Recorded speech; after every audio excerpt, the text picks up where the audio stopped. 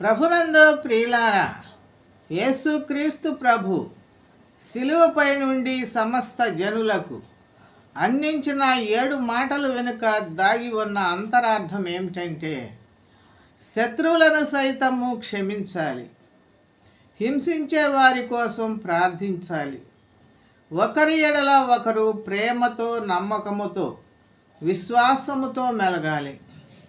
మనకు జన్మనిచ్చిన తల్లిదండ్రులను జీవిత పర్యంతము సేవించాలి, ప్రేమించాలి. వారు మనకు అప్పగించిన బాధ్యతలను నెరవేర్చాలి.